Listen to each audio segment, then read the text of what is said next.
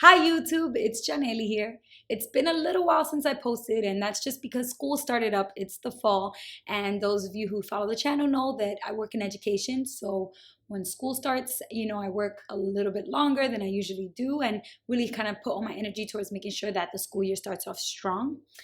So I'm sorry about that, but I'm back and I have a couple of cool new topics that I want to cover. So in this video, I'm just going to jump in and talk about a little index card that I think everybody should know about. But before I talk about that, I just want to remind everybody to go and support my Facebook page, my Instagram page by following and subscribing to this channel by clicking the subscribe button below. If you find it in your heart and in your budget to give $1 a month or more, you can go ahead and do that on my Patreon page, which is linked in the description box below. So back to that little index card that I was talking about. I was reading some personal finance blogs and I even was listening to a podcast, and then I kind of noticed that a few people referenced this index card, and I was like, what is this index card these people keep talking about? So I decided to look it up, and I found out that there was this professor, his name is Harold Pollock, and he was the one that during the interview said, yeah, it's crazy because there's all the information that you need to know to be successful with your money and to manage your money well over time fits on an index card. So because he made that comment, it went viral. I mean, viral, not like Bodak yellow viral, but like, in the world of personal finance, a lot of bloggers were interviewing him and covering him. And then also he was on NPR. So, that kind of viral. But the point is that he got a lot of attention because of his comment. So a bunch of people started emailing him and asking him, well, where's this index card that you were talking about? You're talking about all the information fits on the index card. Where is it? And he was just saying that as like an expression, like, oh, it all fits on a little piece of paper. Basically, he was trying to say it's not that much information. There's some basic things that you need to just do, and that's enough. But because people kept on asking him for this index card, and he was getting a lot of attention, he did actually make one. And the reason why I wanted to cover this index card as a topic on my channel is because I was reading the index card and I'm like, oh, interesting. All of the things that he wrote on this index card, I've been talking about on my channel for like 2 years. I just wanted to go through the things that he wrote on the index card and connect them to my channel, connect them to the things that I've been talking about, and just kind of add my own little points to these things. So the first one is to max out your 401k or to put in as much as you need to get the company match. I've talked about that in a couple of different videos, and investing in retirement is something that I've put on the channel from early on, and I said that the younger you are, the better when you start. And if you have the ability to even just put like $25 or $50 away every month, then in a retirement account, then you should definitely do it. And I talk about different types of accounts and all the benefits, but basically this one for me is like a no-brainer. This is a basic one. We can't really depend on the government to take care of us in our old age.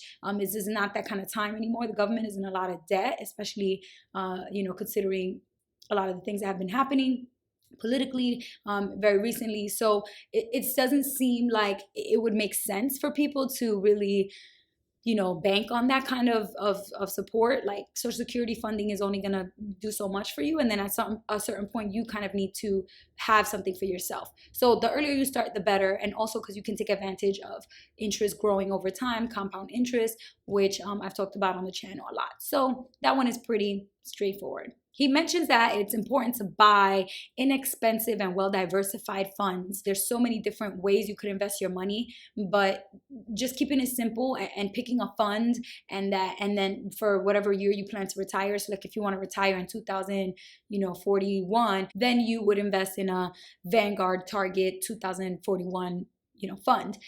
So he's basically trying to tell people that you don't have to do anything too fancy. You don't have to know all the fancy terms or take all these courses or really be an expert in the stock market. You just need to pick a fund that is targeting the year that you're going to retire, and just keep on being consistent with investing in that fund. And by the time it's, you're ready to retire, you will have enough money because it has compounded over all those years.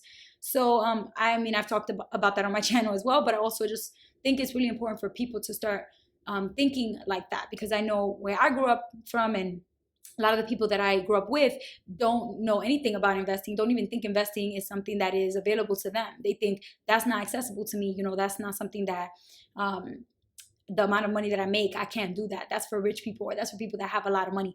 And that's just not true. So I love the fact that this is like top 2 things on this index card, because it's like anybody could really do it. It's just that a lot of people make it seem like it's difficult or complicated because they don't want you to do it. They want to make all the money. And if somebody does try to tell you that it's too hard for you and that they can do it for you and you pay them, they're just trying to make money off you. So just really going online and doing a little bit of research, and then finding out, what time you are interested in retiring or stopping from working, then you can kind of figure it out yourself with some basic knowledge.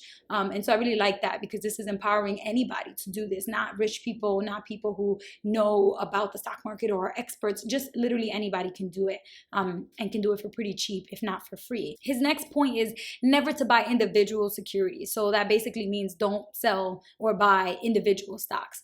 Now, a lot of people out there, I know, especially on YouTube, because there's a lot of different types of people on YouTube, but I know some people might preach that selling and buying individual stocks is a really great idea, that they make a lot of money. But at the end of the day, every single expert and every single successful person in the world of finance, and even outside of the world of finance, will tell you that individual stock trading is not for the average Joe or Jane. Everyday people like you and me, we can't go selling and buying individual stocks, because that's the type of thing that is very, very, very risky, and easily will lead you to lose a lot of money all at once. So it's kind of like gambling, because you never know if one individual stock is always going to perform well. Even if it's performing well right now, that's not a guarantee that it's going to perform well always. So, and I've talked about this in my video where I talk about diversifying your investments and, not putting all your eggs in one basket. But I just think it's really important that people know this, that when we're talking about investing in stocks, that doesn't mean that you have to buy one stock and sell it, or buy stocks one at a time. There's so many ways that you can invest in funds, which basically just mean like a collection or a mix of, bonds, or a mix of stocks, or a mix of stocks and bonds. And those are much more secure ways to invest, and they're not as risky as buying and selling one by one, stock at a time, because that just doesn't make sense for average people. So this is definitely a really good tip. Save 20% of your money. That is definitely a big one. I talk about this a lot when I talk about budgeting in some of my videos. I say that it's really important that you set aside an amount of money every month, that you put in an emergency fund, or a high yield savings account, whatever vehicle you're using to save your money. You should definitely be putting money in it consistently every single month, and the ideal percentage of your paycheck that should be going to that savings would be 20%.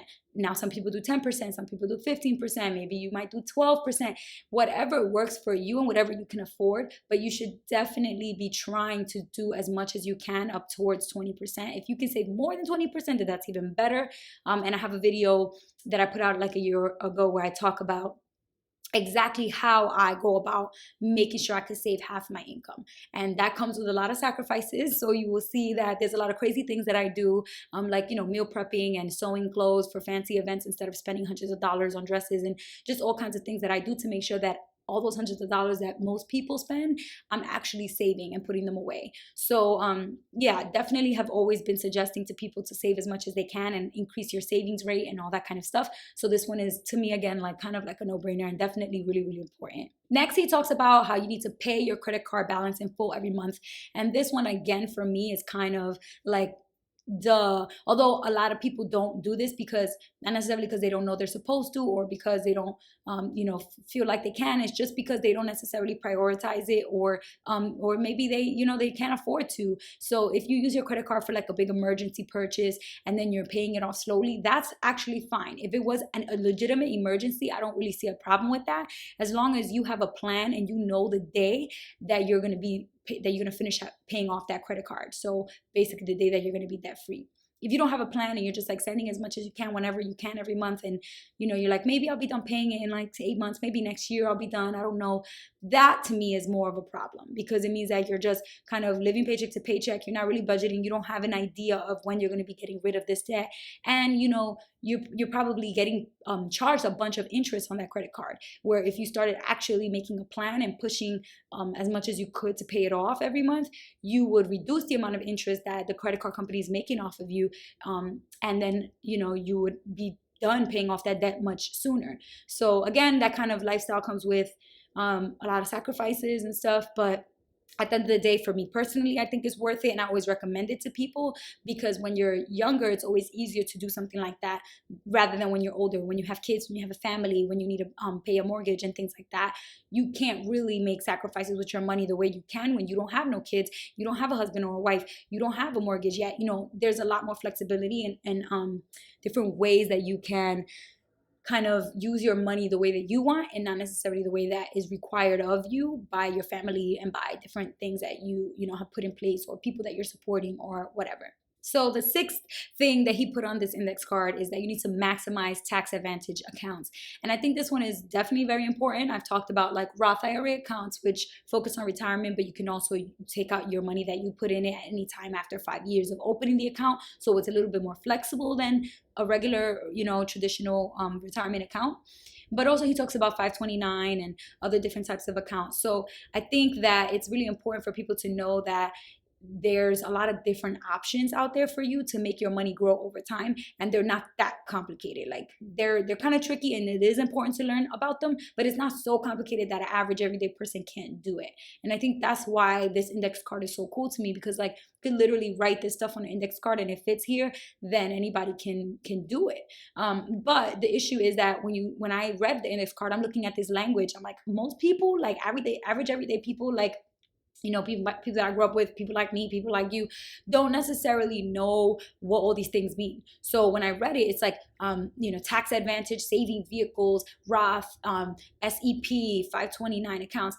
People don't always know what that means. And so when you don't know what something means and there's numbers and big words involved, it's scary. It puts you off, like, oh, that's not for me. I don't know what that is. It's already confusing. It already sounds confusing. And so that's probably why people don't do it. But I definitely think that this needs to be on the index card, because a lot of people, they will put money towards their retirement account at work, then they pay put money in a savings account. You know, if they've been building up an emergency fund, they pay off all of their bills that they have to pay for the month, and then they have some extra money, and they're like, oh, I have extra money, great, like now I can do what, you know, spend extra money or go buy myself some things. And that mentality is kind of why people don't take the get the full potential that they could get out of their money. So for me, I would say, if you're that person in that situation where you've paid off all your bills, you've saved a little bit of money, you're putting towards retirement, you did all the things you're supposed to do, and you're like, you still have extra money, you should consider some of these tax advantage savings accounts or other types of accounts, not just savings, but yeah, different types of accounts. Because when you spend money, you're on something that you don't really need, it's just a waste. Versus when you put money in an account and you let it grow over time, and you take advantage of some of the tax advantages that you get from the accounts, you're being smarter with your money, and you're making your money grow versus kind of just spending it and wasting it. So that's why I think these types of accounts are really important, to at least be familiar with some of them and know that they're out there as an option for anybody who might have, you know, $25, $30 extra every month. It sounds like it's not a lot, but it does make a big impact if you continue to invest that over time. Next, he talks about staying away from actively managed funds and watching out for fees. And I think this is definitely important, because a lot of the mutual funds and other different types of accounts that are actively managed, which means that somebody is literally making decisions every moment to buy or sell stocks or things in the account, that person is getting paid to do that. And so they're constantly working and constantly requiring you to pay them for their services and for their time and for their expertise. But really, statistics, data, studies have shown that if you just go with index funds, which basically are passively passive investments. So that means that there's not somebody who's like actively watching everything and making click move decisions. It's just going to follow an index, or basically like a group of types of investments or accounts or stocks or bonds or whatever that represent or symbolize how the whole market is doing. So, you know, there's different types of indexes, but the main thing you need to know is that even if it's passively managed, which means that somebody's not, again, watching it over it all the time, those types of accounts have been shown over the past 10 and 20 years to really match up or do better than the accounts that are actively managed, like mutual funds that have like an active manager who's constantly clicking through and making decisions. So if an index fund that doesn't require you to have somebody managing it, and is probably going to be way cheaper since you're getting rid of that person, that job that person would have to do, then you can probably save a lot of money by getting the same results or similar results, but not having to pay those fees. So that's why I think this is definitely a really good tip, and one that I'm gonna try to talk more about on my channel. I definitely don't want to scare people away by starting to talk about like investing too much, but I do think it's something that people, especially young people, should take more seriously and really become more interested in, because the younger you start, the more you can take advantage and the more you benefit from the results of investing over time. Go ahead and subscribe to the channel if you haven't done so already. Give this video a thumbs up if you liked it. Share it with somebody who you think might find it to be interesting and helpful. And if you want to check out more about Professor Harold Pollock and he wrote a book after he put out this index card that went viral. He actually ended up writing a book called The Index Card. So I'm going to put a link below to that book if you're interested in reading it. I haven't read it myself yet, but I'm definitely interested in reading it and finding out what it's about. And yeah, that's pretty much what I have for you guys in this video. So till next time, peace.